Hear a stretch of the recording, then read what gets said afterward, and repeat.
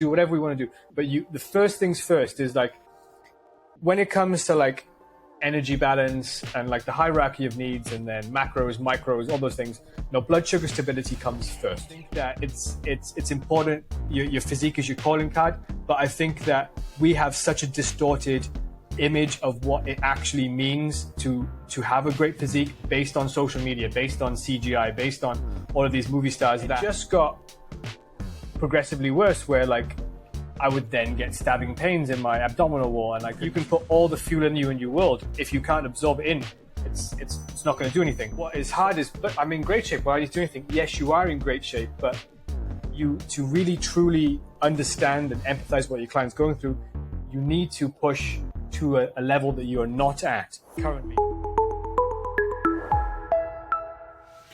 Just quickly before we get into the full show, for any of you who's watched this podcast before, you will know that I am super passionate about this podcast and getting on the most interesting guests to help you get better results with your fat loss, your business, your life, and your coaching skills.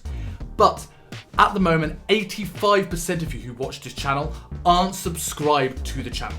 The bigger the channel gets, the better the guests get, the more high production value the show gets, as well as the clips get. So if you're watching this, please, can you click subscribe, like, comment, improve interaction, so YouTube know we are a channel to be reckoned with, and then we can take over, and then I'm coming for you, Joe Rogan. So Jay, I was saying before on air, like, coming up with a question for this was really, really interesting, because there are so many talking points that you have discussed over your time with social media. We've discussed in private things about like your story, from gut health to diabetes to carnivore diet. This can go a million ways. But just as an overview for people who might not know who you are, tell us who Jay Horley is. Wow, great question. Something made me think straight off the bat. So I guess people often define themselves by what they do as opposed to who they are, which is a very interesting point. So I guess what I do is, my profession is training personal trainers to be personal trainers. I think I'm about 50 full-time trainers in now. I work for ATP Personal Training, and I'm based in Singapore, but we have a studio in Hong Kong and Singapore. So that's kind of what I do as a job. But who I am is a type 1 diabetic who practices a primal diet, does way too much jiu-jitsu for someone with as many working hours as I have, has a passion of mobility, resistance training. I'm a bit of a narcissist when it comes to body composition as well. I love playing a bit of anime and reading Stoicism. So that's kind of me in a quick nutshell. As I said, a lot to unpack with just that in itself, right? And I think there's an interesting parallel here with your profession, basically helping personal trainers be better personal trainers. I'm the same. So there's going to be a lot of very similar and differing opinions coming from this. But I want to delve into like the diabetic side of things first, because I think that has a lot about like, forging the kind of character you are. Because, well, am I right in saying you were told you were type 1 diabetic at the age of 14? Yes. I mean, like, that is a years when you're supposed to be carefree, spontaneous, and then you're sort of given this news that you have to plan the rest of your life, what you eat, what you do, how much stress you have. They're just this big bombshell. Like, how did it feel at the age of 14 being told you had type 1 diabetes? So, I knew it was coming.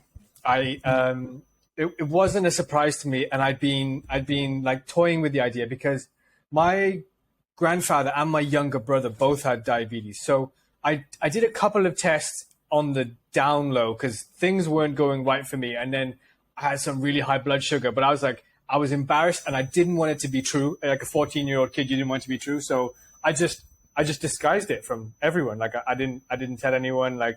And just went about my business. And then I was at my grandmother's house, and we were all sat down, and she was like, "Oh, let's all test our blood sugar together," because she knew she'd cut on. It's always the grandmothers, isn't it? Always the grandmothers. And then we tested, and my blood sugar was high.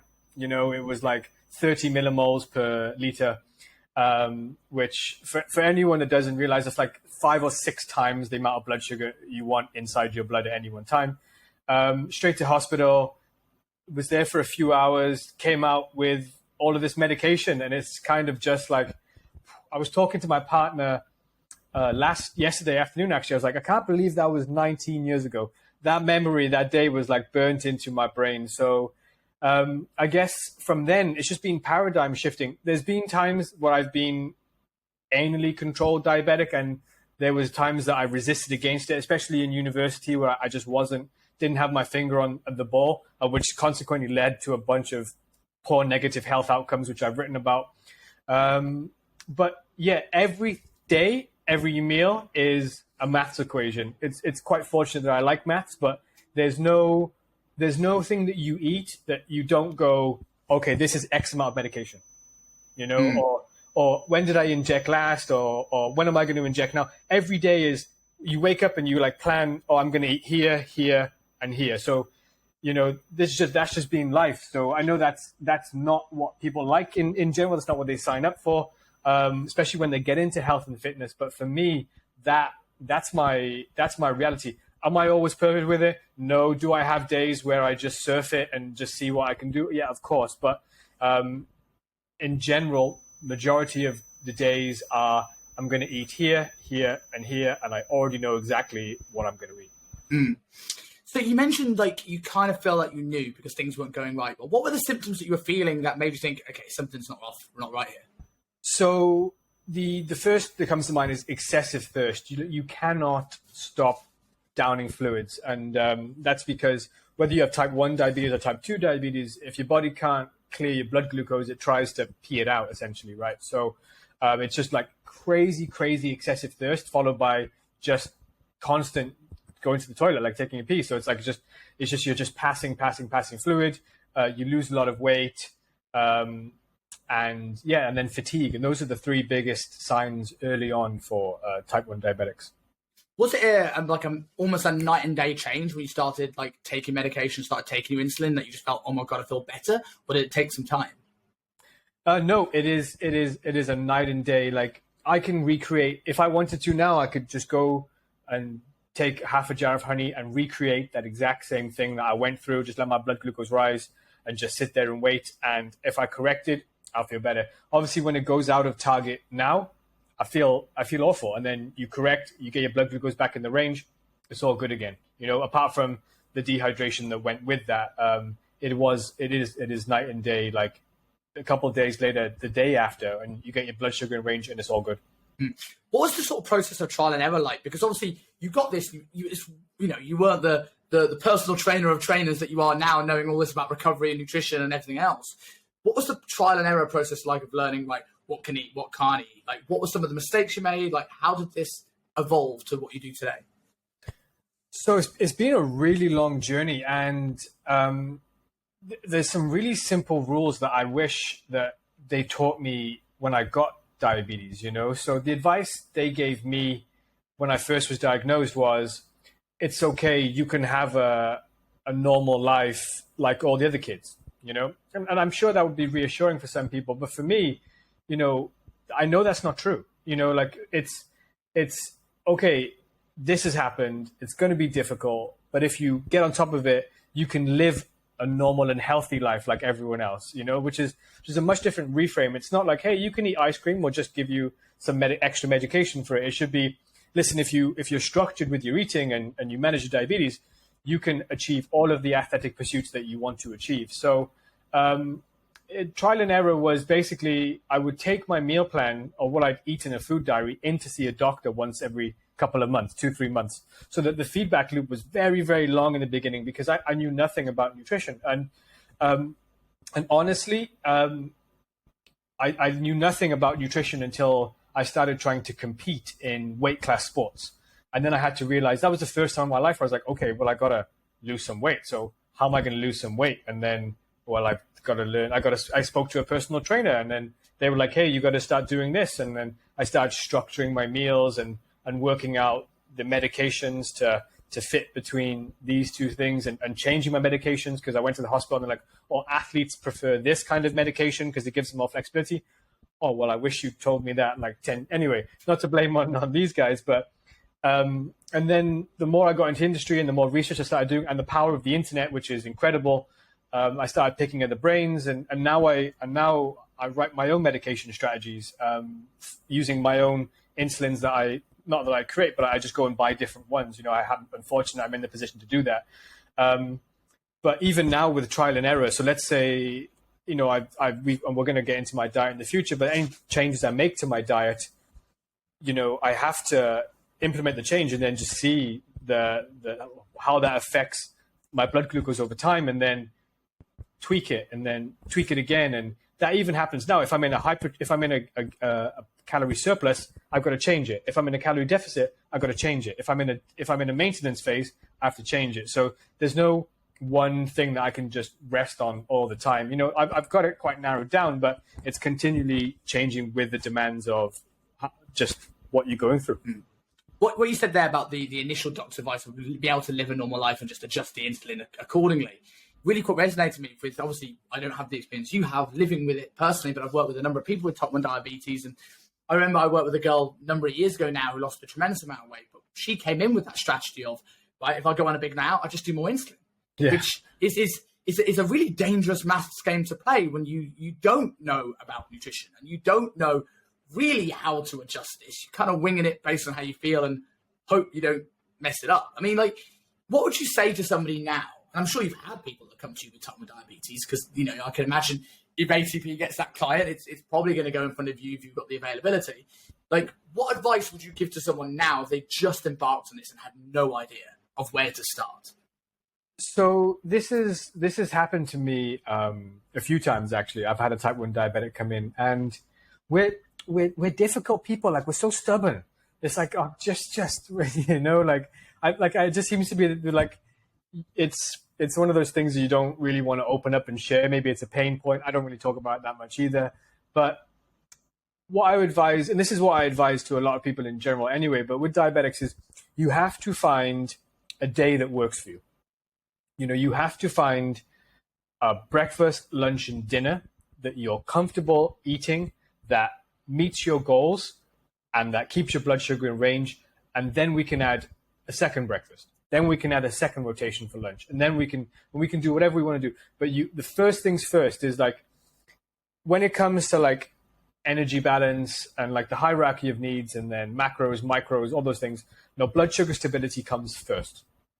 So that's where we need to look at. So we need to find a system of eating that works for you, that keeps you on an average of your 5 millimoles per liter, or just keeping that consistent. And then we can go, okay, cool. Let's make sure that we've got calories in the right place. Let's show we've got equal amounts of protein. And then we can go, okay, so you've got a breakfast with 4 eggs and this, maybe we can add salmon or egg, beef or whatever. But it really does start small and then building out, because you can't, there's no magic formula, like beef has got a different digestion profile than chicken. Chicken's got a different digestion profile than eggs.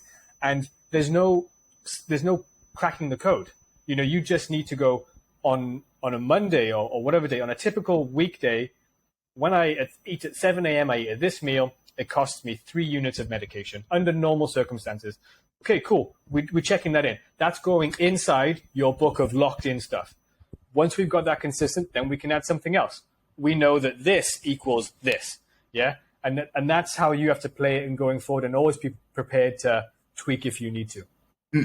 Is there an element of denial when someone comes in with, because you're quite health first, right? It's what you do. You've invested your life into it. Do you feel that someone comes in like they want to have their ice cream, they want to have their life that they had before, and they're sort of almost fighting this structure because it's like they've almost had that, with that diagnosis, their spontaneity has almost been robbed from them? Or do you find because they've had a health scare from the doctor, it's a little bit easier because they're forced into that position where your regular client losing a little bit of weight, if they go off plan and they have a bit of freedom, it doesn't make as much of a difference? No, totally. There's both. And I've been through that denial phase myself as well. Like I remember at like 17 having like a pizza eating contest with my dad or something, it's just like, oh, I'll just inject more. It's okay. I'll just inject more. Like,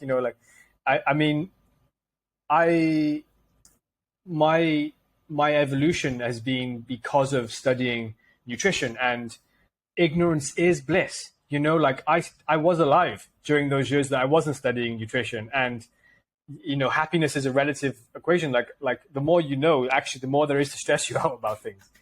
You know what I mean? Like compared to when I was 21, 22, I can't do a pizza and a beer the same way, or I wouldn't do it now anyway, but it wouldn't have the same effect on me because you know too much kind of stuff, you know?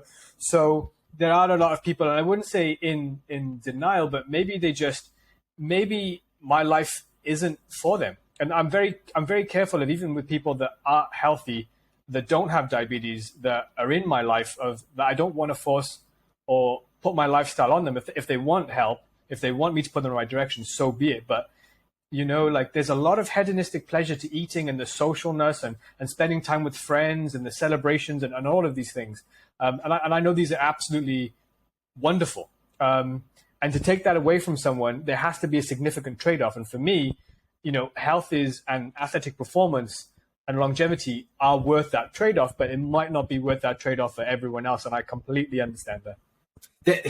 I completely agree with you when you spoke about like the more you learn, the more there is to stress you out. Yeah. Like I don't get that so much about nutrition, but for me, my struggles have always been mobility and issues with thoracic spine and deep hip sockets and long femurs. And like I remember a time when I just came into the gym and lifted, and it was fun.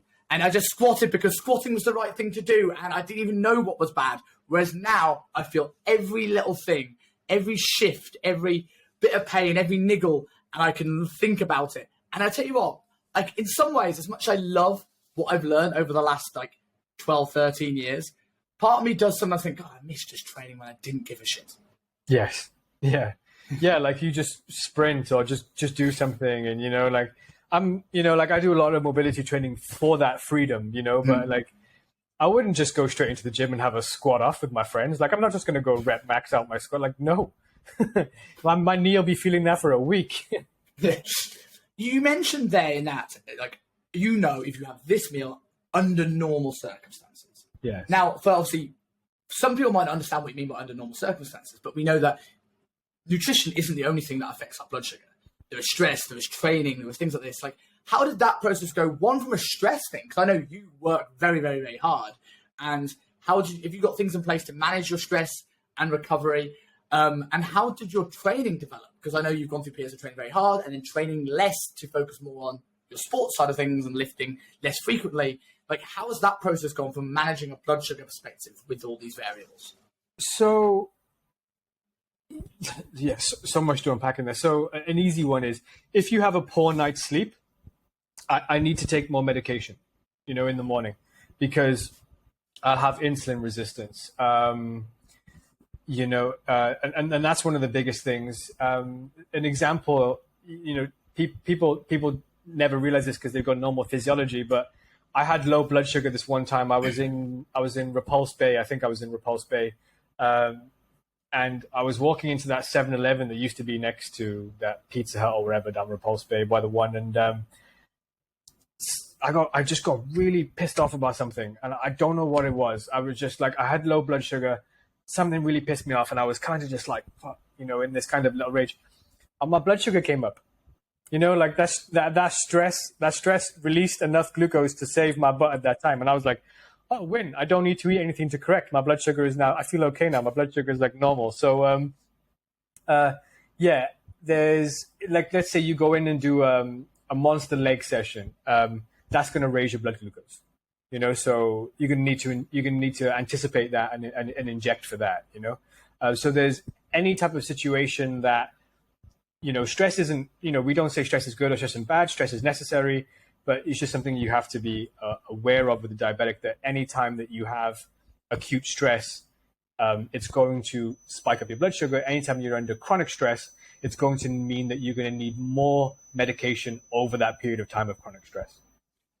Just thinking out loud here, just from a perspective, a lot of coaches are going to listen to this because that's most of my following, and I presume most of your following now as well. From coaches that have clients with diabetes, you mentioned, I don't need to eat anything to correct my blood sugar levels when they have a little bit of a drop. Have you ever used, with yourself or anyone else who's been struggling with this, training to, instead of extra calories, to have someone that has a bit of a low? Is that something ever with GLUT4 helping glucose get into the cell and to release some blood sugar when they have a bit of a low? Yeah, so this is the I was having this chat with a diabetic recently, actually. This is a risky game to play, like, because when I've spoken to some people and their blood sugar goes low, they have effectively done some short sprints and managed to raise their blood glucose. Perfectly fine. That's great. But as we know, you need to get above your lactate threshold to release blood glucose. You need to be in glycolysis, essentially, right? So it's like, hey, I'm going low. Should I expend a lot of energy and not release any glucose because of whatever reason and go even lower, or do I give it a go and try? So for me, it's not something that I've experimented with when you can take 5 grams of honey and be okay. But yeah, I know people that have done that successfully, 100%. It's a balancing act as well, right? Because surely if the intensity goes too high, you create a level of oxidative stress that's going to have the opposite effect. Yeah, well, you also, if you, that's one thing, if you have circulating blood glucose or you've depleted your liver glycogen or whatever, like you're just going to burn it up and you can have even less glucose, or if you're using muscle group and that blood glucose gets driven into whatever muscle cell you're using it, that's going to drop blood glucose as well. So yeah, it really is always a balancing act. So what I like personally, and which works for a lot of us, is just no circulating insulin in your system when you train. So that never goes well. So I like to train at the end of an eating window. So let's say I'm eating every 3 times a day, every 5 hours or something, every 5 or 6 hours, So I'll eat, digest it, have rested for a while, that insulin would have cleared from my system, and then I'll train. And then I'll eat again post-workout, obviously with the benefit of GLUT4 receptor and insulin sensitivity. And I find that works much better for me. Some people like to have pre-workout snacks, but I don't, like, just because of that issue. Yeah. I can imagine it's one of the things that's like, if I can imagine with diabetes, if in doubt, go for the simple option. Stuff that works, stuff that you can keep consistent, stuff that it doesn't become a maths game that it's hard to play, because you can kind of control to a degree. I know this amount of honey is going to sort me out, but with training, it's a bit of a lottery. I don't know, that same 3 sprints might have a completely different effect one day to the next, right? Yeah, and then if you're used to it, you do you. That's great. It's just whatever you're used to. And I'll admit, it is really easy to overcorrect. Some of the most painful self-inflicted pain of my existence is when I go and I'm 2 tablespoons of honey in, and I'm like, oh, okay. Then my next thing, my blood glucose is like 9, and I'm like, okay, I got to inject, and then I'll overcorrect again, and I'm just like, that a roller coaster. Yeah, that's a roller coaster. So with regards to your training itself, you've done more, you've done less. Is this more geared towards because your priority now isn't bodybuilding like it used to be, or has the number of days you train been developed by how well it works with your blood sugar and your life and your energy and all that sort of stuff? Yeah, so that's 2-factor. I like to train a lot. I just one of those people. Some people are minimalistic with their training, and that's cool. And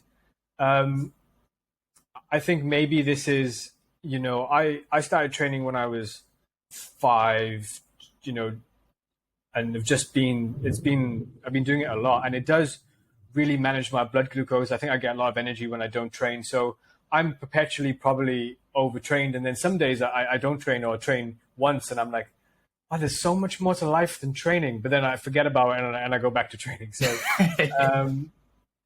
yeah, so I like to train a lot. I think that I don't do loads and loads of resistance training anymore, because I like skill development. I always have. I like playing sports. I like playing skills. I like achievements. If I'm playing an Xbox game, there's that dopamine cycle, that dopamine reward for achieving things, and the dopamine loop for me for, oh, hey, I took my bench press from 80 to 81 or 80 to 82, doesn't get me off, so that's cool. I train because I like to do resistance training. It's important for my body. It's my profession. So I always like to have skin in the game. But for me, if I could just lift heavy a little bit, not too much volume, and then go and practice choking someone out or being choked out, that's a much better trade-off for me, because for some reason it just takes me to, you can train really, really hard to your limits, and that's in resistance training. And I understand people do that, but there's something like when I was running 400 meters, and you're pushing yourself to like the absolute limit of what your comfort levels, or you're training really hard back-to-back rounds in jiu-jitsu, or even the skill developments of doing some, trying to gain the splits or doing some bodyweight stuff, that appeals to me. And like I had this for so many years, working with these massive people, huge amount of muscles. I'm not a small guy myself, but I'm not a bodybuilder. I work with bodybuilders now, and I would get FOMO, oh, these guys are so big, these guys are so jacked, and I'd want to, and I would train because, to be accepted by the tribe, accepted by the community, because it's what it's supposed to be done. But last week I put in 12, 13 training sessions, and 7 of them were jiu-jitsu, and 2 or 3 of them were lifting, and 2 or 3 of them were like mobility training, so that's cool. That's cool for me. If I can lift 2-3 times a week and do mobility, probably a little bit more than that, and then the rest of it's jiu-jitsu, I'm in a happy place. Will I do this forever? Absolutely not. Like, I feel like the busier I am in work, the more I need to train as a coping mechanism for that, because it's like a safe space. And people are like, that's not the answer from a physiological stress point of view. Yeah, I know. Don't tell me I study stress. I know that's the answer. Like, I would love to go. If I was back in the UK, I didn't train that much. I went for a walk in the woods. I read some books. When I was in Thailand, I'm just walking on the beach, drinking coffee every day. But when you're in a, like for me, when I'm working really hard, I'm in the computer, I'm doing a lot of writing work.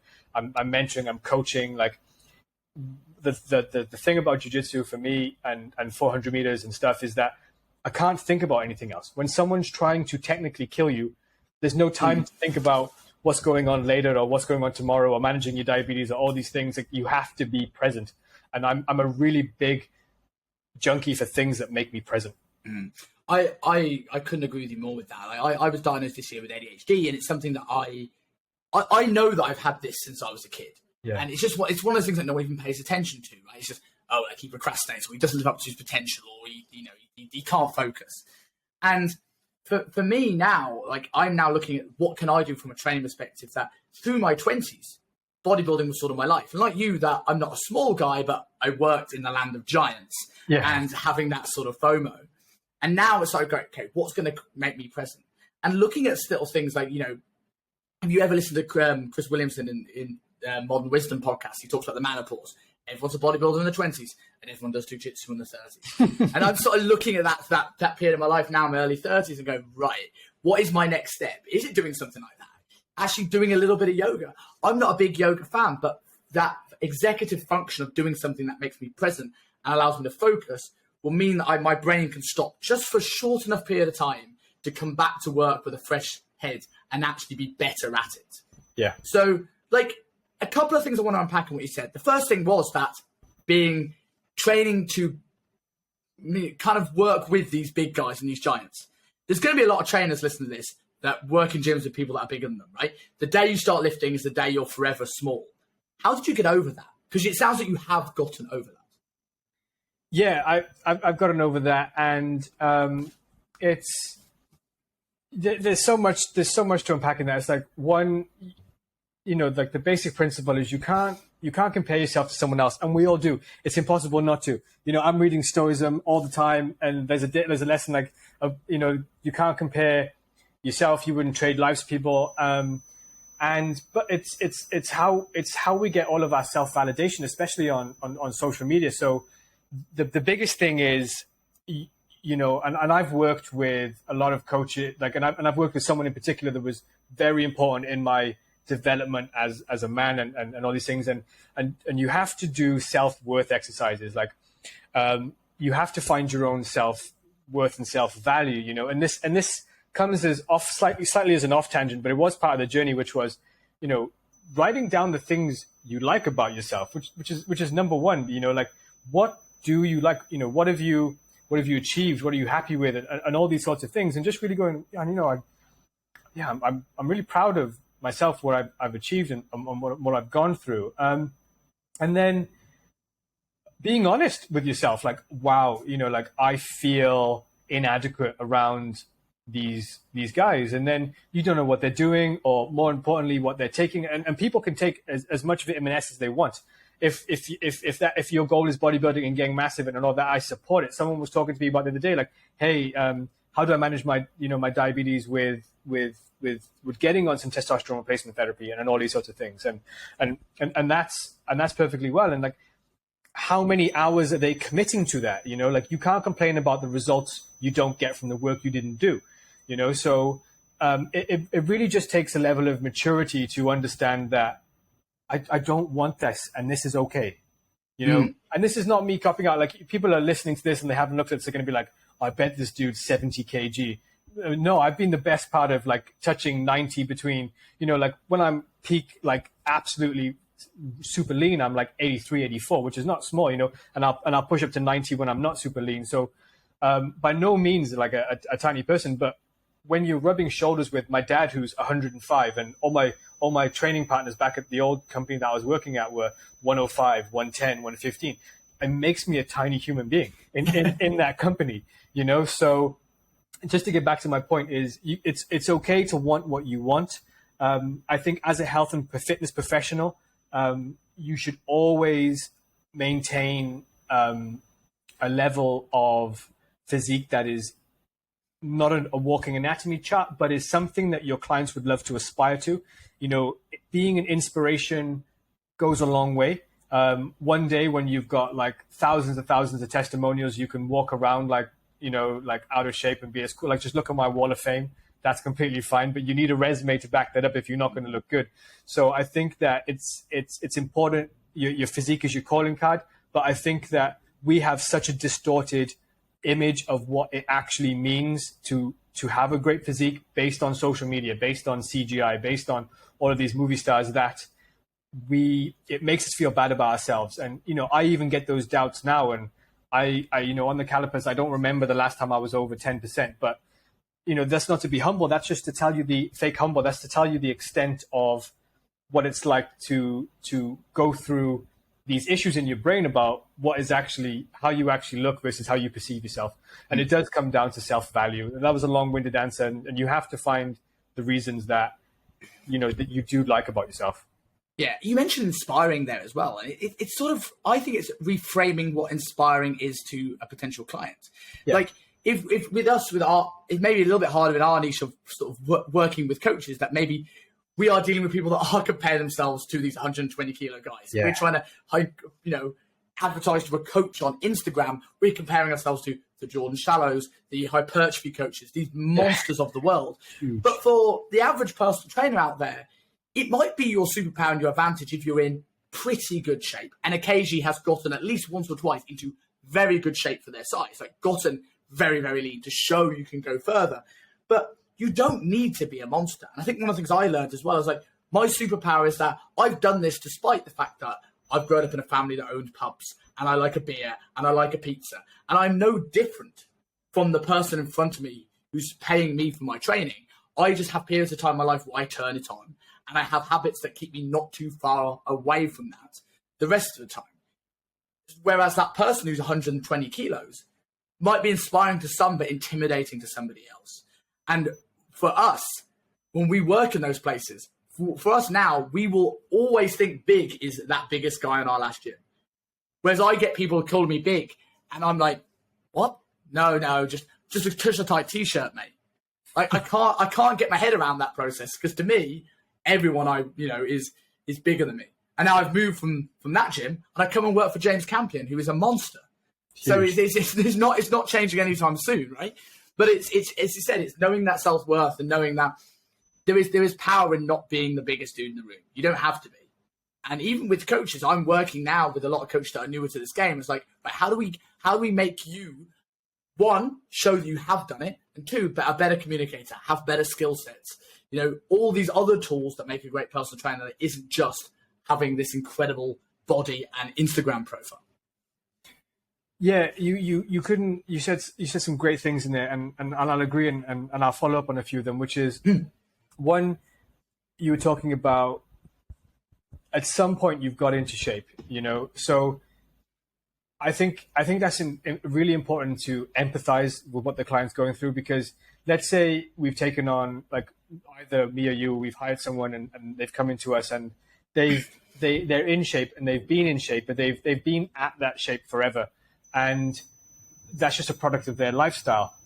It's going to be very hard for them to understand why their client's not in shape, or what their client's going to go through when we ask them to be in a deficit or to change their behaviors, because you've grown up with these behaviors or adopted these, or this is just you. There's been no behavioral change element or working towards a goal element in there. So what is hard is, but I'm in great shape. Why are you doing anything? Yes, you are in great shape, but to really truly understand and empathize what your client's going through, you need to push to a level that you are not at currently, because your clients need to do that as well. So I like clients that have, like new coaches that have come in that are so passionate about the health industry because they've been on a transformation themselves and they know what that's going to go through.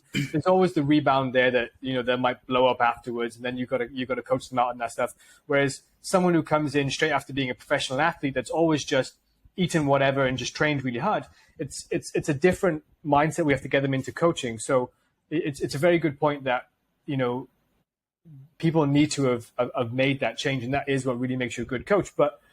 Or one of the factors that contributes to being a good coach, I should say. But then, on top of that, there's a standard that you need to hit, and then anything above that is great, but it's kind of not going to make you better at coaching that client in front of you. And this is not to say don't achieve for it, because if you want to go and do physique stuff, I'm more than supporting it. If you want to, like, I've taken on a lot of physique coaches or people who have physique experience, but there's also, you have to layer that on with communication and admin skills and related personability. And there's so many other things that we need to go into to make you a better coach outside of just being like an Adonis or Aquaman standing on the beach holding his trident, right? There's loads of other things. You hit the nail on the head. And when I've looked at the coaches that I've worked with, looked at the coach I've mentored, if we look at, for use of a better term, the mesomorphs that I've seen work there, they're not often the best coaches, because they've come to the point where they've never really had to push hard to look all right. And they're the people that turn up to photo shoot averagely lean because they look good all the time, year round, never ever had to push that hard. And I also find that we look at the bodybuilders and we look at the athletes and you go, they're going to be great. Look at them. They are so inspiring. But they've never understood what it's like to not feel like training, or could be so stressed at work that you lose time to train. Or another one with bodybuilders that I often find is, if I told you to eat chicken and broccoli for the next 12 weeks, you'd be like, fine, no problem at all. And they write diets to people like they are going to be like that. And they don't understand it. Yeah, exactly. Easy. How many pieces of broccoli do you want, sir? Right? And writing diets like that does not make sense for the average person, right? And as you said earlier on, we'll get onto your dieting approach, that you don't want anyone necessarily, depending on circumstances, obviously, to necessarily diet like you. It's finding that approach that works for them. And that's because you've had to work hard and trial and error certain things that a bodybuilder might only see that one way. Yeah. So before we get on to your diet specifically, tell me a little bit about your issues with gut health, because I know you've had some real struggles with this. Yes. Where to begin? A few years ago. So I've been practicing some sort of a meat-based diet now for over 3 years, maybe 3.5. So we'd have to rewind about 5.5 years ago. And I was in the early stages, just brain fog and bloated all the time, like headaches, brain fog. That pushed the caffeine intake up as much as I physically possibly could bear to try and clear my brain, and just distended. Like my gut was like distended all the time. When I breathed in, bam, the abs are back. Everything else has just got like this kind of like almost like Liver King looking belly. It was just abs, but really like pushed out like all the time. And it just got progressively worse, where like I would then get stabbing pains in my abdominal wall and I couldn't stand up during training. Coaching clients, I'd be leaning on things, like trying to sort myself out. And then the next thing was I'd have to go home. I just couldn't stand up or function anymore. And then I would get super gassy all the time. And then the pain just got worse and worse. Were you scared before you found out what was going on, or did you have an inkling because you'd been in the industry for a little while? I just thought, so this is I thought I had just food allergies, so I was like, oh, okay. So I went and saw a doctor and I got all my IgA and IgGs done. And then they flagged a few things on there, which we know isn't the best science in the world anymore now. But at the time, it was workable, so I pulled some things off, and then I had like symptom relief. And at this time, there was this really big push in the industry for everyone to eat as many fruit and vegetables as they can, like 5 a day is not enough. If you're not eating 11 a day, you're a bad personal trainer. You're like, how can you possibly be healthy? So, I was like in a quest to get my health better. And I think all through this time, I was tracking my HRV, just trying to find something to raise my HRV. For context, what was your HRV like? Was it really low at this period of time because of the issues you were having? Yeah, my HRV, I like loves being low because I'm perpetually, I have an autoimmune condition for one, but two, perpetually overtrained, overworked, and had massive gut issues. So I think I forget which system. At the time, I was using that chest strap one and the app. I forget what the app was, but HRV probably. Yeah, super low. Like which I think the scale is like 0 to 100, right? I think we're talking, I don't know, like 20. And I think it was just chronically low all the time. I forget the numbers. Someone would probably correct me. So consequently, now I use Aura Ring, so I've got a much better understanding of the scale. So it just wasn't good. So I went to the doctors, and then this kind of cleared some stuff up for a while. And then I went heavy on the fruit and veg. I was like, oh, like all these plants must be the way to go because like I just need to get healthier. Like I want to be. I'm a little bit of a perfectionist. So like I was like, I want to do what I'm going to do. So, and then things just started getting worse and worse and worse for me. So then I went into the doctor, and I'm lying there, and she's like pushing on my stomach, and it's like just even touching my abdominal wall. It's crazy levels of pain. So she was like, oh, I think you've got an intestinal infection, or along the lines. We did some diagnosis. We ran loads of tests, and consequently loads of stool tests. And consequently, I had a really bad intestinal infection and then I had some markers, which are early marker signs for intestinal cancer. So it hadn't progressed there, but this is one of the early flagging tests that they use for people who end up developing intestinal cancer. So long story short, there's some super smart people that can correct me, but the simplistic way to think about what happened was all of the roughage and fiber that I was putting into my digestive system was passing to my large intestine, which was for breeding bacteria. That's what they do. There's a fermentation process. That's how gorillas get all of their energy. They release short-chain fatty acids into the bloodstream. There you go. But if you get this bacterial overgrowth that then travels up to your small intestine, that can then damage your intestinal lining and cause an infection over time. So basically now you have real damaged small intestines. So when you eat things, you don't have the micro brush border enzymes to actually absorb nutrients. So when I did my nutrients, my vitamins and minerals test, I was deficient in 15 vitamins and minerals, even though I was eating like the world's most paleolithic diet. And it makes sense. Like you can put all the fuel in you in your world. If you can't absorb it in, it's not going to do anything. So we tried loads of things off that. The recommendation from the doctors is to try a low FODMAP diet, which is a diet low in food products or foods that are going to ferment. So you're going to kill off all of the bad pathogens that you have, coupled by a load of medication. I had some mixed success on this. I was doing a lot of internet research at the time, just reading. And I came across a couple of people, all at the same time. And I had a few people that were dabbling with it as well. So I was getting like direct friends experience and then the internet telling me that I should try it as well. So I came across a guy called Borje Fagerli, who's a genius, lives in Europe, and Sean Baker at the same time. So I read, in October-ish time, I read Borje Fagerli's book and another book that he recommended called The Hypercarnivore Diet.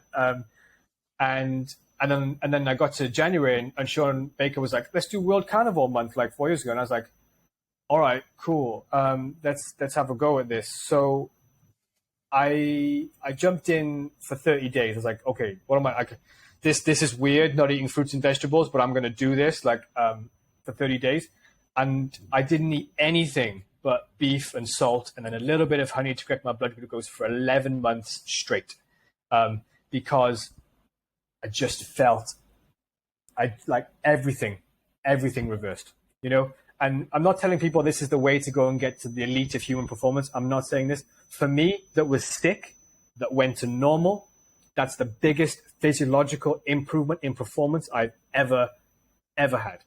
There's the first picture that you'll see on my social media is my skinny, emaciated, malnutrition self at like mid 70 kg, and then post my first carnivore photo shoot, which consequently I've beat now, but 85 kgs and like lean, 84 kgs and like lean. So it's like my body was just starving for nutrients all that time. I couldn't absorb nutrients because of my infections or whatever.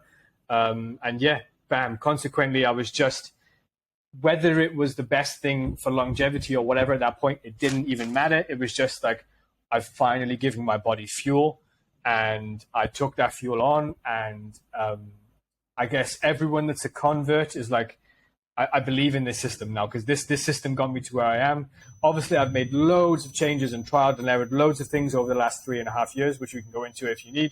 But yeah, that was my initial response from going to bacterial overgrowth, intestinal infections. I can't get through a week's worth of work, brain fog, bloating, and stabbing abdominal pains, and losing and just being really skinny fat, to what I am now, which is considerably better, in my opinion, anyway.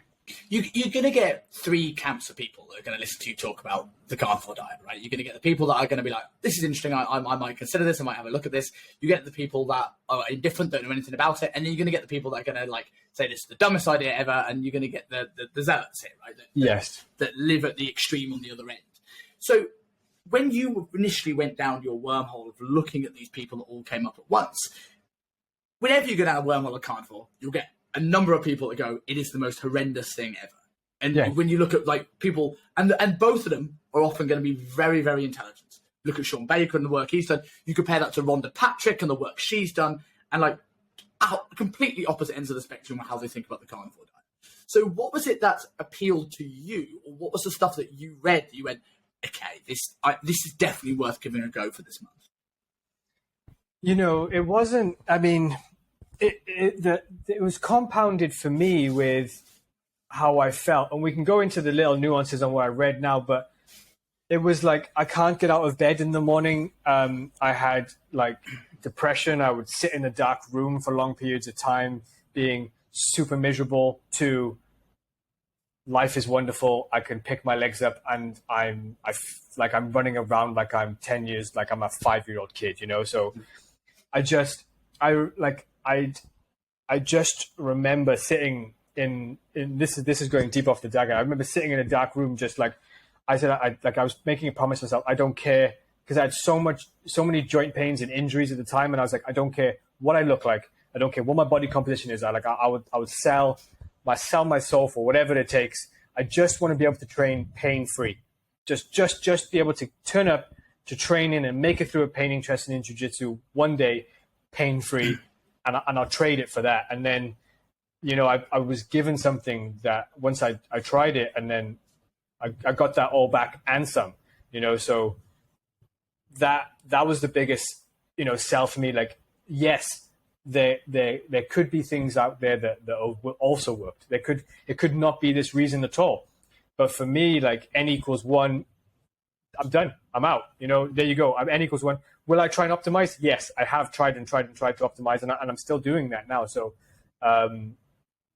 we just keep on moving the ball. So, to answer your original question, to what really stood out for me was, like I studied nutrition. I knew about vitamins and minerals and fat soluble vitamins and micronutrient deficiencies and all these sorts of things. But the biggest thing was when I was reading Borje Fagali's book, it was just like he was talking about his symptoms, and it was if he was reading my symptoms.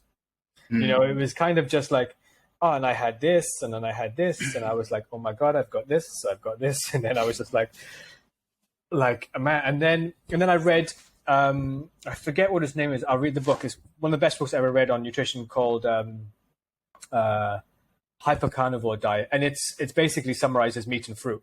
And he goes back ancestrally with, and he was a hardcore vegan zealot, and he talked about all of his health conditions, skin conditions, and all of these things, and how he reversed it, and all the things he tried, and just to go back, and he's like, listen, here's a picture of the human digestive system. Here's a picture of a cow's digestive system. They're not the same. Here's a picture of a wolf's digestive system. Looks pretty similar to human digestive system. So people are playing to my science card, then they're like, okay, then I love ancestral history. Okay, let's go back. Let's say you're in Europe, where we're probably like ancestrally from, like the Great North. What are you going to do in the winter when it's frozen? Oh, eat animals. What are you going to, are you going to be able to get your avocados and your cashew nuts in the north of Scotland during the Ice Age? Probably not. Yeah, you're gonna get loads of plants seasonally in the summer. Probably, yeah. Like you're gonna dig up some potatoes or whatever you're gonna dig up, right? But it's just like 24/7 for people who are from northern parts of the world. You wouldn't have had access to plants all year round. Physically impossible. If you were born on the equator, you had a darker complexion. Maybe so. Maybe you'll do better with a higher carbohydrate diet ancestrally. But he was just like, appealing to my ancestral card. I was like, that makes perfect sense. So I was like, science ticked, ancestral ticked. Do I feel better eating this? Ticked. Okay, like one more evidence do I need to look into? Yeah, I think that's really interesting. I remember reading, it's not a carnivore-based book, but it's one of my books I always recommend new coaches go and read, because it puts hormones and understanding a little bit about what's sort of behind calories in versus calories out. Like, what are the things that actually affect the calories out part of this equation, right? Because, I think both of us will agree, like, you see a lot of people that may be preaching things like the carnivore diet, and the reasons why maybe a lot of people turn off them and their message, despite being good, is that they almost demonize calories as this isn't the way to get in shape, where we both know that's bollocks. But absolutely, the calories out, the things that affect the calories out part of that equation, the amount of calories you were burning when you were absorbing nothing was so low. Yeah. So despite eating less, you had to work so much harder to be in a deficit, or to even be in actually efficient surplus to build muscle, because you weren't nourished. And that's the thing that some people forget. But this book goes into, what I found really interesting, is a person's had dental issues all his life. And looking at tribes, and they all have perfect teeth with no toothpaste, no floss, no nothing. And I think that's where that science meets, okay, there's got to be some logic in here, because this doesn't make sense from what we are necessarily taught to keep our pearly whites. Yes. And that's the thing I was like, okay, for anyone that tells me there is nothing in some of this, there's something. It might be you take a bit of it, but it shouldn't be absolutely dismissed like it often is when you look at some people. Yeah, someone will go, diet's too high in no vitamin C, too much saturated fat. Don't be silly. Don't even talk to me. And it's like, oh, okay, like maybe you need so much vitamin C because it's a contributor to how much glucose you absorb. If you're not absorbing that much glucose, you need that much vitamin C. You do need some. Like it's not that I'm saying that you don't, but there's always, like we're always so quick to think we know everything, and one of the biggest things is it's okay not to know things 100%. Like it's okay to change your mind. There's so many different elements. There's so many different elements to it. And you all know from my social media, I'm a very big believer and proponent in it. And I've read, and I can have a sensible discussion from every point of view, or for every criticism that people want to come up with. But it's just a conversation. We don't have to, like I tell on the record, my dad is a vegan, like we still get on. We still went for a hike together. That's completely fine. He does what he does. I do what I do. We can, if we wanted to, have an argument or a discussion about, but why? It's just a tool, right? Yeah. If all you've got to hammer everything is a nail, and it's for you you feel better on it, you stick to it, you slowly modify it over time. For somebody who has issues, gut issues, autoimmune issues, it could be an elimination diet that they prefer because they enjoy meat and they don't enjoy veg too much and they want to feel better. And then it's like, right, let's build on top of this. And they might end up 5 years down the line on a high carb diet, but the foundations were laid. And I look back at the time where not so much carnivore dieting, but, you know, I as you know, I work for a company that's very much fan of the low carb boot camp from Charles Poliquin. And while do I make all my clients have steak and nuts for breakfast from day one now and go on a low carb boot camp? No, because it's a hard sell to change Cocoa Pops to venison within the first day. Yes. But what I did like about it is that, one, it just set a structure and a foundation of the absolute basis in place. If someone's diet is overfilled with carbohydrates, going on a low carb approach is a simple way of just going, right, let's get rid of all the stuff that's probably making you feel a bit rubbish, struggling with your blood sugar, struggling with like lethargy, struggling with gut issues. And let's just take it out and you have to fill it with protein. You're not going to miss your protein target if you haven't got an option. And then it's like, right, let's build the start from the ground up. Let's add some rice here. Let's add some Cocoa Pops if you digest them well post-workout, right? But like, more I go round and round the roundabouts, like I do think, like, if I had a completely, like, how many times do I run into that Walter kind of client and they were relatively new to this and they didn't come in with a high carb approach, I would potentially go low carb still to this day because it just lays the groundwork well. Yeah, and you know, there's a lot of, I mean, to your point, there's a lot of people in the primal community, they call it now, the carnivore community, that have incorporated significantly more carbs into their diet than they haven't. And I've gone through phases of it as well, you know. So I think the biggest point that you looked at then was, and I forgetting all of my favorite authors' names at the moment, today's, but long story short is that studies are wonderful, right? You know, like doing the research and all of these people, and they say, on average, this approach works for this population of people. But it's like, okay, so this approach is proven for 60% of the people in this study. The 40% of people weren't responders, but also what was the population and the age and the training and all these sorts of things. So studies are great tools, but they don't really tell you about the person you have in front of you. They can give you things to try, but it's very much that doesn't mean anything. So for me, you know, like I know that for glycolytic sports, glucose is going to be fun than having no glucose. So I know that for a fact. And I was actually, you know, chatting, like DMing Lane Norton at one point or someone else. And it was like, I think I was actually doing a lecture on the same thing in work. And it was like, okay, but if your client doesn't have a gallbladder, then a high fat diet's not going to work for them that well. You know, they're going to have little tiny bits of fat where they can manage it with some supplementation. And then for me, who's a type 1 diabetic, yes, you can get to the point where you have a high carbohydrate diet, but it makes things a lot more complicated. So for me, having a low carbohydrate diet is just easier because you're diabetic, because then you don't have, it's like driving an Xbox game versus a real car with the manual. Like, it's so much easier to do. So there's the convenience of nutrition as well, as much as the end product of these things as well. So woulda, coulda, shoulda. We can go around on this in circles, but I was with you. I did the whole Charles Poliquin meat and nuts breakfast, and looking back, I had some great results during that time. And then I went and tried to push a really high carbohydrate approach and didn't have some great results. So I should have just realized maybe high carbs not diets for me. But I tried to force the hammer, and you come round in full circle, and to a point that you made earlier, when people say calories don't matter or calories where you shouldn't be focusing on, I mean, I just don't know how you can make that clarification. Sure, like I don't count my calories anymore. I don't. But that's because I've got like expert level of understanding of what I'm eating, you know, or like I understand that I'm roughly in my ballpark or my wheelhouse and I can listen to my body for the rest of it. Whereas I've got fat as a carnivore. I've also got incredibly lean as a carnivore. The only difference was the amount of calories I ate. Exactly. And I think people confuse counting calories and calories not matter. Like you can not count your calories. Count calories, but you still have advise you to do it a little bit or learn how to do it. or get a rough ballpark or follow a meal plan.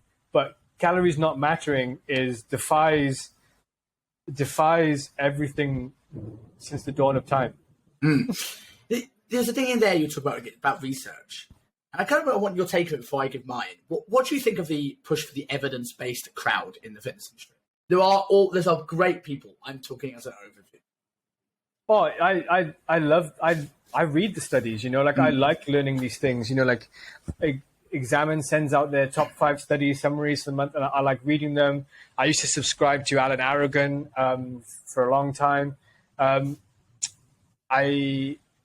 Chris Beardsley is the guy that does resistance training, right? Like, what wonderful stuff, But I think that people and the social media generation are their first priority is being right or knowing something or trying to find a silver bullet, that it kind of defeats the logic of working hard sometimes. And so I like studies because I'm in education, so I have to put all the references in my work and all of these things. But ancient South Americans realized by trial and error that eating beans and rice together gave you a complete protein source. They didn't need to do an elaborate study for them to tell them, right? Protein comes from the Greek word of proteus, which means, first importance. They knew back then eating protein. Arnold Schwarzenegger didn't know that between 40 and 70 seconds of time under tension was the optimal balance of myofibril and sarcoplasmic hypertrophy. He just trained really hard. So there's a storm in Singapore. Whoa. So I'm not against either of them. But this is a slightly thought that it could be my own personal bias. I see a lot of evidence-based people that don't look like they train, and I see a lot of non-evidence-based people that really look like they train. And there's going to be the opposite in both spectrums. I'm sure Hypertrophy Coach studies as well. But what I think is often missing is that knowledge is only like 20 or 30% max of what you read, whereas most of the knowledge you gain is from what you actually do.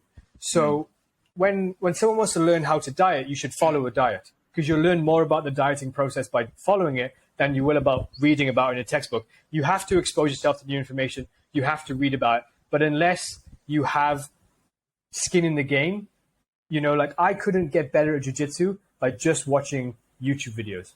I have to go and then practice those techniques. So too many of the evidence-based crowd are just reading and not implementing. And then too many of the bro crowd are just doing and not reading. But I still think that they're getting a little bit further ahead than the guys that are just reading. Then they both need to come together.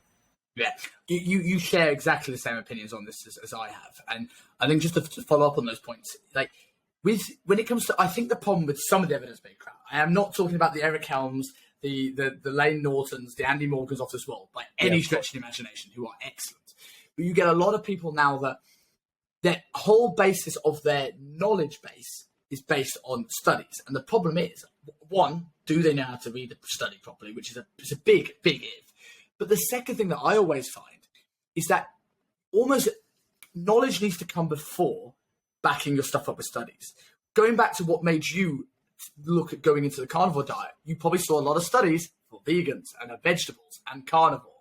It was the fact you sort of knew a little bit about energy pathways and the gut health and digestion and assimilation and, energy systems that made you sort of piece this stuff together and know what studies were useful and what worked for you at that moment in time. You had a system of filtering information, which I don't think we have now. Whereas you see, the Game Changers documentary is the perfect example of you can make a study fit whatever you want to. And if you want to go and find confirmation bias, you can be an evidence-based coach and find confirmation bias. And the problem is now people are finding what they want to hear rather than actually looking for truth.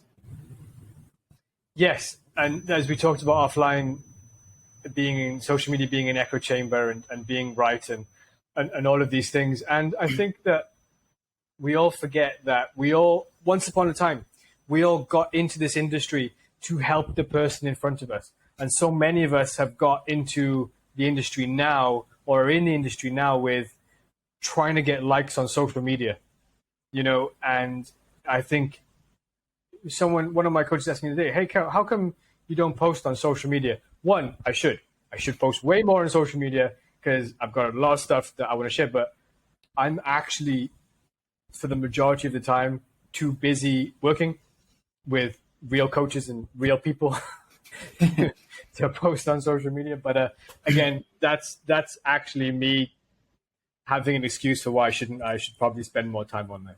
Mm.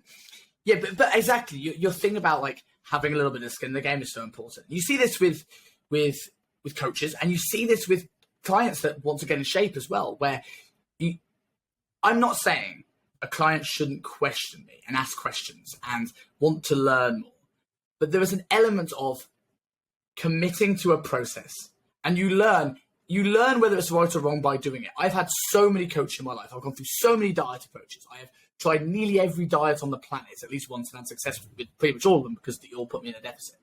Some I enjoy, some I don't. But I've gone through them long enough to kind of go, right, I like this from this and this from this, and I don't like this from this. And if I'd never committed, if I go, well, there's a problem with this, or I don't like this, or yeah, but realistically, that study says this won't work, I would never have learned anything because I would never have actually seen firsthand how these things work. Yeah, that's an interesting point that you make there, actually, that I hadn't quite think about it, but evidence-based these days and changing of studies and all these things really might stop people from trying things. And the flip of that and to contribute to that is, just because something isn't optimal doesn't mean it doesn't work. All of these studies are testing what's the optimal ratio of A, B, C, and D. But all of this works. The optimist might be like 3%, 2% nuance. Like you still got to do the work, right? Oh, was 4 sets or 5 sets or 3 sets the best for me? We'll go do it and find out. If stop at 3, you're still going to be 60% there, even if you were wrong. And most of these things come in ranges, right? Like when we look at like the most optimal way of doing things, I've learned that 80% of the stuff I learn is irrelevant because 20% of what I learn is the stuff that actually works. And these things are just nuance. These are just stuff to know. These are stuff to look out for if something goes wrong. And this is where, like, a lot of times it's like, is 3 sets, 4 sets, 5 sets the best? They all could work. And I know some people that have, 12 to 14 sets on chest and they completely max out of what they can recover from. Some people are on 20 to 25 sets per chest. Oh, and I started working on, like, I'm sure other people do this, but, with Gen Pop looking to build muscle, I now, what I call, I don't want to call it step learning because that's different. That's a rep scheme. But, like, I will increase sets per week over a course of a block on those people now. And the reason it's counterintuitive to what most people think. It's not to gradually increase volume over a block, get to their MAV. It's because if I trained, I'll use James Campion as an example, right? Bodybuilder, great mind-muscle connection, can train really hard, can get a lot out of 6 reps. He won't need many sets to grow. But if I get that client, I had that all the time, that client only half listens to you, bounces, they're thinking about their next meeting, they're thinking about what they've just left from work, they've had a bad night's sleep, they've travelled. It's going to be a bit bouncy. I'm like, well, to get that same level of volume, I don't trust adding 5 kilos onto the bar because I don't trust you're going to control it well enough, especially when you're tired. So I just keep that same weight and do more of them. You may get to what is slightly the higher end of volume, but for you, it's what you need to get enough of a stimulus to keep a progression. Now, a study wouldn't show that because they're going to show people that are going to go, hey, we're doing a training study of effects of creatine monohydrate and sets on bench press performance. And you're going to get people like me and you go, yeah, I'll do that. Yeah. You're not going to get like Office Steve who hates training is going to think, oh man, I'd love to do that study. So you don't see that stuff. I completely agree. And it makes a good point that if you can't express intensity or effective reps, then the only lever that you can pull is volume, or frequency, so it's like, if you can't pull that intensity lever, then you're completely right. And I find this with clients in the beginning and especially some of my female clients when I was training people was you can push that volume lever because they're not strong enough for them to smash their nervous system or their body yet. And again, like you said, we're not going to find that in like the nuances of training general population clients only come from being in the trenches. You know, you're not going to realize, oh, you might be doing more sets in the beginning than you are later on in the training program. That doesn't make any sense. Well, it does when you realize that people can't express intensity for the first 6 to 12 weeks, you know? So, yeah, you know, you're right. That's why I have a love-hate relationship with reps and reserve. Like, I love the work of Microsoft. I think it's fantastic, but it's relevant to the people he trains, which are bodybuilders to intermediate to advanced trainees. And I see people go, you should leave 1 to 2 reps in the tank. What your client thinks is 1 to 2 reps in the tank is probably 36 reps in the tank. Yes. So, and even myself, I was following some training to failure protocol, so low volume, like trying myself, and it's like, okay, I think, you know, like it was like the way I described everyone was 1 jab and 1 cross set. So one set to kind of see where I think I was going to be at, and then 1 set to all out failure. Yeah. And this one time I was like, okay, I'm setting the pin. I'm on about 72 on the seated row. I'm going to do probably 12 to 15 reps. I did 22. And I was like, I'm even cheating myself. Like, I'm cutting myself massively short. I've been training for 10 years. My clients have no idea what discomfort versus actual muscular failure is. You know, they're completely different hemispheres.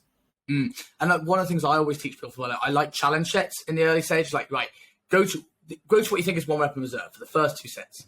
Set 3, go as many as you can. Yeah. And yeah, maybe they can't handle that level of failure, but in early stage, they can't recover because they're diet shit and they're sleep shit. But I'll tell you what, over time, we're going to bring that gap between their perceived 1 rep in reserve and their actual. Because if it's an extra 6, I increase the weight next to it. And eventually, that reps in reserve is going to be useful eventually when we start to actually like just pull them back a little bit and actually find out where their limits are. And it teaches them hard work, which, as you said earlier on, a lot of people don't know how to do that anymore. We're in a comfort world where we can get Deliveroo at any time. We can get taxis everywhere we want. We don't ever push hard in any other real endeavor in life anymore. No, 2 brilliant points you made there. One was teaches them how to work hard, right? Which, if you've never played, like, and this is no offense to anyone, if you've never played sports as a kid or through your adulthood and you start personal training, you don't know what it's like to push yourself. And that's unfortunate. You can learn. I agree with you. And the best way to learn is doing drop sets or reps to failure or back, you know, like supersets and these things. And one thing back to talk, like we're not shitting on evidence-based this whole conversation, but when it comes to training, there's science versus art and physiological versus psychological adaptation. And there might be things that give you a psychological benefit, like training past what you can recover from, or training really hard, training to failure, smashing yourself with prowler suicide sets, because that makes your brain feel good. And if your brain feels good, you're more likely to come back to training on a more regular basis or close the habit dopamine loop off. And that's going to build you into a long-term routine, which is going to be more valuable than, oh, this is optimal, but it's boring. You know what I mean? So like, sucks, yeah. I trained specific RTS perfected angles for like 2 years. It was the most boring training I ever did. I got gains. I did some photo shoots. Great. Wonderful. I love learning the process. I love learning lever arms, moment arms, all of these things. And I still apply that to a lot of my training.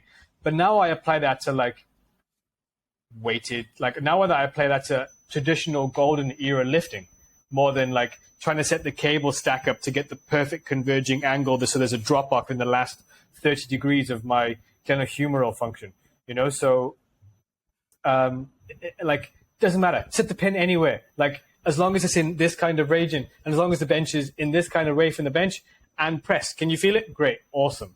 You know what I mean? You know, so that's such a good point. I remember I went recently, I did a 5-hour mentorship with Tom Hibbert, and I just wanted to talk about a little bit about strength because that's his wheelhouse. But I thought, what do you do for hypertrophy? You want to put some muscle on your strength, guys? How does it happen? And he was like, there is less rhyme and reason. With strength, it's very calculated. His hypertrophy is like, what do they enjoy? What are they going to train hard? And I'll do that. And I'm like, wow, how much do we all, and I still will, but how much do we all overthink this as coaches? Where when it comes to training, proximity to failure is important. So what is the system that's going to allow someone to train close to failure enough to get a response? If that's 6-12-25, then that is 6-12-25. If that's a bro split, then that's a bro split. And you said about the mechanics stuff, is like, no one enjoys an exercise where it takes you 40 minutes to set up a band that looks more like a sex swing than a bench press. It's just too much. I've done this. I've scrapped leg press from my routine because I don't want to put the plates on there. So I'm certainly not going to set up the perfect reverse band setup. It's like, I just want to go on a lift. I'd rather find 2 exercises than to do that job rather than take 20 minutes of setup time on everything. Yeah, no, I completely agree. And yeah, like how about just pick up, okay, you've got incline curl and preacher curl. So you got the short position and the long position. You can do those back to back in 3 sets in half the time it takes you to set up the perfect mid-range exercise. You know, so yeah. When it comes to education, obviously, you're how long have you been doing the education of trainers now? Good question. I want to say about 6 years, 6 or 7 years ish. At the first 3 or 4 was first 3 years was about part time. I've been full time, day in, day out, 100% committed to education for a good 4 years now.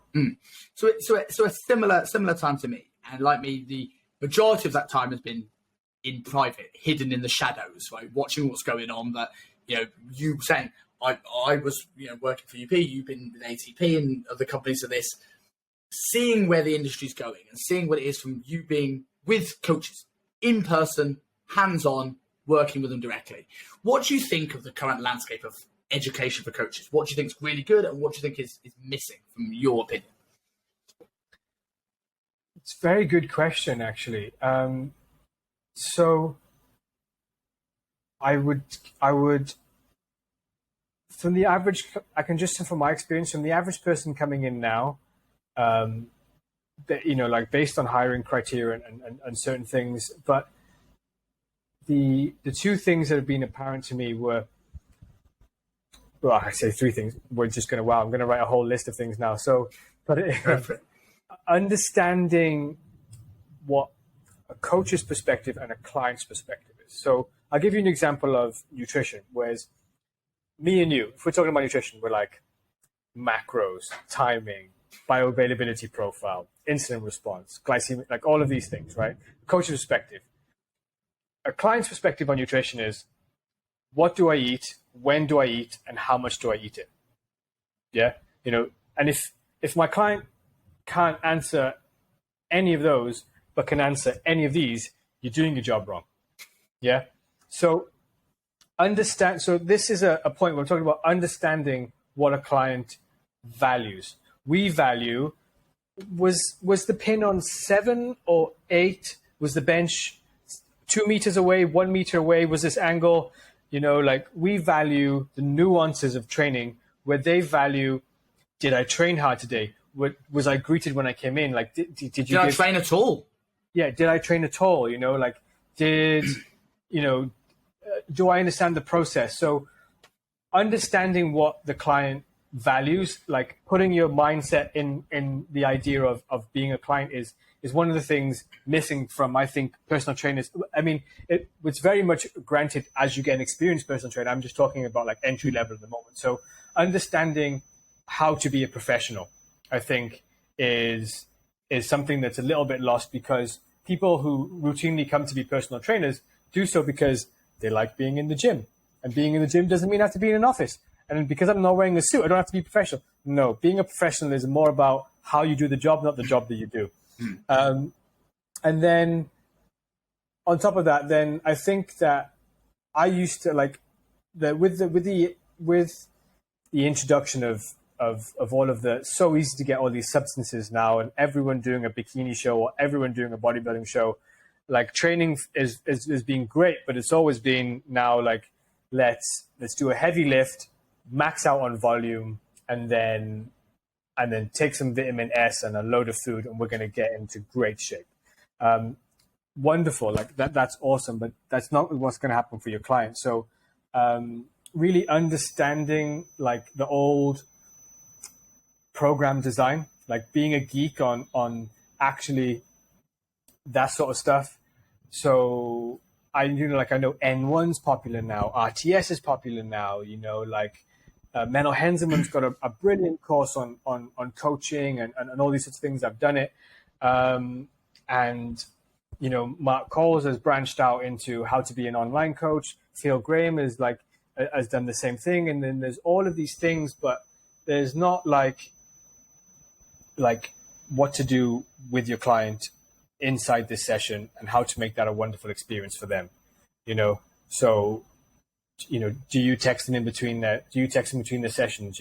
What do you talk to them about? Like, how are they feeling? And then engage them in the process. Like, we're going to do this exercise and then we're going to progress to this exercise. And I think that everything that was missing is now getting good, and that everything that was original, the personal training that people kind of shit on a little bit, which was going to the gym, training really hard with a coach and then leaving, is kind of not getting done properly, So it's kind of majoring in the minors. Do you think the push to online training is exacerbated this issue, especially when it comes to professionalism? Because when your job and your only interaction with people is sitting on a Loom video where people see you from the neck down, you could sit in your pants all day and no one would even know that you don't know what it's like to be a professional work environment, because most trainers now don't even want to be on the gym floor at all. They rush straight to the laptop lifestyle.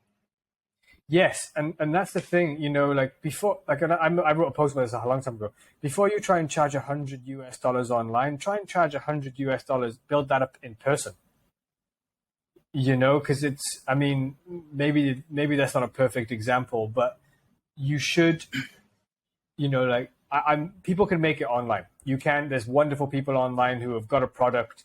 The guy that owns the PTDC or whatever, Personal Training Development Center, John Goodman, he's never had an online client. He came out and admitted it. He's like, I've taught everyone how to be an online personal coach, and I've never actually done it, So wow. I'm not saying you can't do that. I'm not, I'm sure there's someone that's never played basketball that could be a pro. They just have the skill set to do it. But for all of us, you need to get skin in the game. You need to understand the product. You need to be in the gym. You need to do these things. I have no idea how many personal training sessions I've done. I stopped counting at 8,000. I didn't even get anywhere near 8,000. I stopped counting way before that. Like, there was days where it was sort of like I was a junior in a gym where I was the only junior at the time. It was early stages of this sort of internship thing, and the 5 or 6 trainers were on holiday, and you weren't paid for cover at the time. So I was like, Simon will do them, and I remember doing 16 sessions in a day on Friday, Saturday, and Monday. Yeah, wow, everyone's got to go through that rite of passage, man. That's tough. It's brutal, right? But I wouldn't want to do that again. But I do think it's super important, because you know where your limits are, you know how hard to push, and you know how to keep energy when things are hard. You know how to be. I always talk about with the online in-person thing, there's an eye to watching somebody train, and if you get a training video, you go, well, it looks right on paper, but actually it's not that good. But you 100% right. Professionalism is something that you learn by doing. It's hard to learn professionalism. It's hard to learn professionalism when you're not doing it in person. Yes, yeah, and it teaches you to be organized. You had to the day before, work out the game plan of getting through 16 clients and what their programs were, and all of these sorts of things. And I'm not saying you I've with the best intentions, it's impossible to maintain quality control standards over 16 hours in a row, but a damn straight, you'd have given it a very good job compared to coaches now that do 16 hours a month. Yes. And it's taught me, whenever I have personal issues, when I'm tired, when anything's going wrong in my life, I can show up for that hour. In the same way that online check-in is pretty easy. You get that level of professionalism.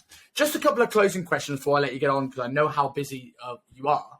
Just on this one, when it comes to personal training, what are the top 2 qualities? And I think you've probably already touched on them, that you think a personal trainer needs to be successful in today's world.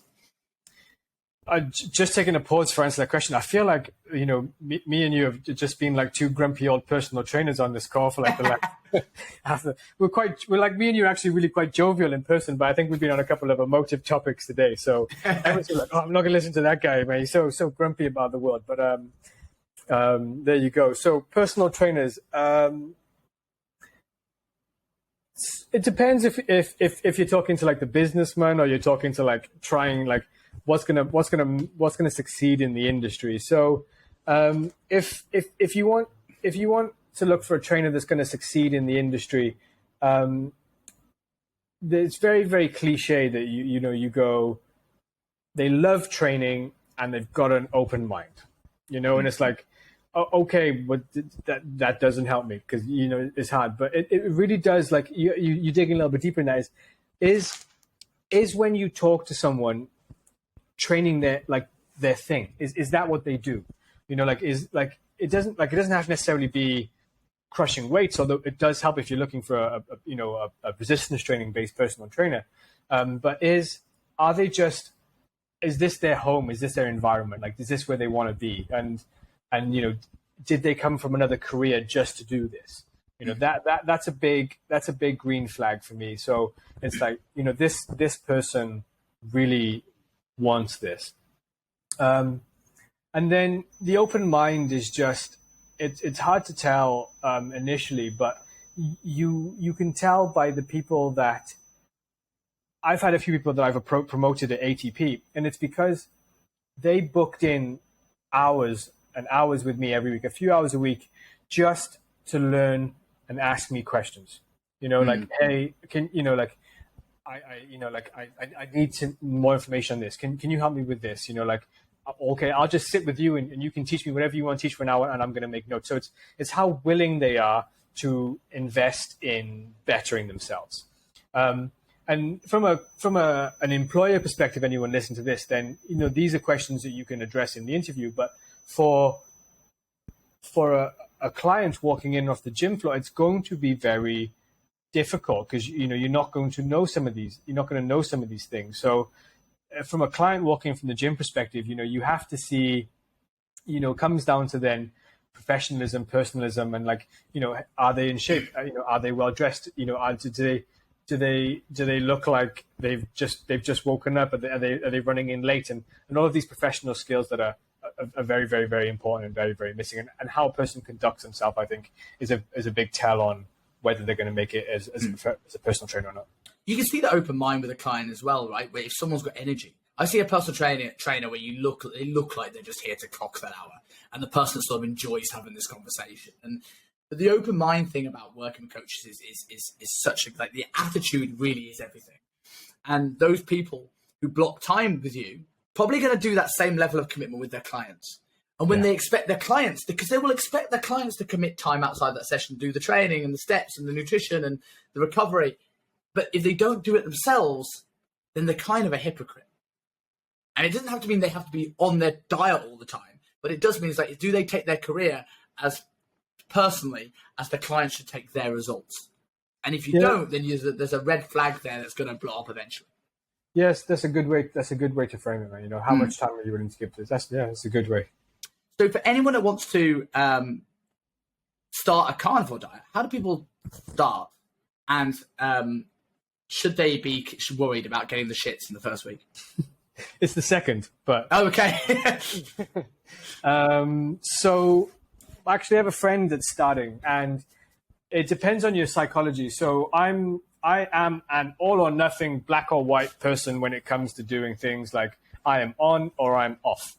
Yeah, I'm trying to work on moderation as I go older, but then I realize some of your personality traits, you don't change that easy, so you may as well work with them.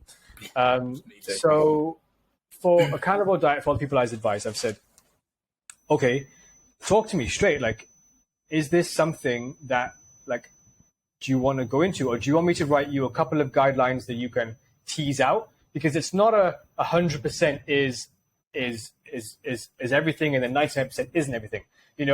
It's definitely a gray scale, and everyone's going to have their optimum along 0 to 100. So my straight up advice that I gave to someone who wants to go all in was, okay, what we're going to do is you choose 14 or 30 days, up to you.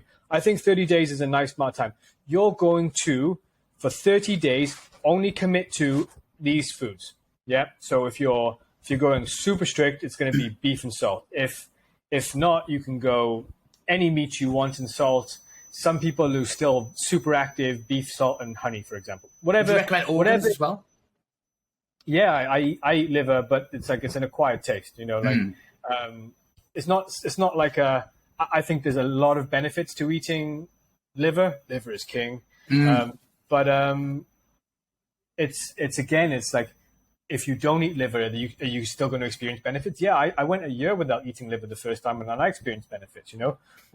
When I did eat it, like my brain exploded. Like I was like addicted to it. Like I was like, but I think once I got the nutrients out of it, I haven't been as addicted to it. So I would say, right, 30 days, go from there, and then see how you feel, and really take a good look at yourself and go, what do I want from this? What was the resultant of this? So then add in another food if you want to, or don't.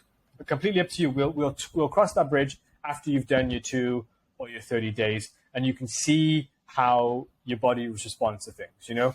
You can add in sweet potatoes, you can add in your avocados if you want to, you can add in pizzas if you really wanted to. Like I don't care. You need to have a period of consistency before we make any of the changes. So doing meat and salt for 30 days is a challenge in itself. But it's also very powerful. I really like that guideline, because I think that short level of commitment is something that people can see an end to. They don't feel like they want an endless diet. Another reason why the low carb bootcamp works, it shows you who is truly committed to the health, because it is a challenge. And so many people that preach, that's the reason why I want to get you on. There's so many people that talk about the carnivore diet, because if you ever have a bag of crisps or a sweet potato, you failed it. And like, that tiny thing doesn't outweigh all this work that you could be doing from improving your nutrient quality and nutrient density in your food. So I really, really like that approach. So for everybody who wants to know more about you, tell us a little bit about, like, one, where to find you, and what's the plan for the future with your education platform at ATP? So you can find me, I'm very much understated now. You can find me on my Instagram. I think it's jhorley or j.horley. I think it's jhorley, JAYHORLEY. I'm on Instagram, but Instagram for me at the moment is jiu-jitsu and beef and training, so that's basically, it's kind of like Instagram for me is like Dear Diary. So for my education system, people haven't seen it. I've been building on it. Obviously it's in-house to ADP. I've been building it every single day of my life for 3.5 years. It's to the point now where you come in and we give you full-time education for 3 to 4 months before you start work. It's a combination of nearly like 250 lectures, 250 net things. It's like 2 hours, 3 hours of lecturing a day for 12 weeks or whatever it is. And the goal of that really is to raise the standards of personal trainings, because, I know you're an educator, you guys do a great job. I believe in what we're doing, but fundamentally, there's so many people out there that spend money because they're desperate for a change, and personal training is like a hope for them that they can get what they want, and there's just the help is not there, or it's too rigid, or it's, hey, you've just got to push the prowler and do leg press and eat chicken and broccoli for 12 weeks, and that's what we wanted to change. We wanted to raise the game of personal training. So for me, the goal is always just keep building this, building ATP, building more ATPs. And my personal goal is to get 100 personal trainers to a full-time career where they can support themselves and their families. And then we'll see after that. But until I've hit that milestone, it's Instagram is going to be jiu-jitsu, beef, and UFC and all these things that I love, and some conspiracy posts and all of these sort of things that we'll do in a part 2. I was just about to say, we didn't even touch on the conspiracies. We'll do an episode that will get cancelled as a part 2 for sure. We'll do a cancelled episode. And yeah, onwards and upwards, man. Like I love that you're reaching out to all these fitness industry professionals and just giving people a voice that they can listen to, and finding people. And this is the great side of the internet, where people can just connect and share and be wonderful. And then we have the dark side of the internet, which means I just lost 4 hours of my life scrolling. Yes, exactly. For every person, we said this before we came on air, we touched on it in the episode. For every person that is a zealot, woke, on either side of the spectrum, I have connected with more people through this pandemic where we have lived on Zoom. There are friends that I hadn't spoke to for 5-6 years, but now they're as easy to contact as the person next door, because everyone's on Zoom. So Yes. I can contact those people. I've reconnected with old friends. I've met new friends through this podcast. Like, the internet is great if you use it for what it's meant to be for. Yeah, which is, I think, which is what life is for, which is for human connection and human experience. And we forget that, you know, so yeah, just to round it off. Yeah, that's a positive message to end the episode on, mate. But thank you very much, mate. I thoroughly enjoyed this. Thank you for your time. Take care. Guys, thank you very much for watching the podcast. If you're like me and like to binge watch podcast episodes, click here for our most recent episode. And if you enjoy the show and want to be updated when new videos come live, click here to subscribe to the channel.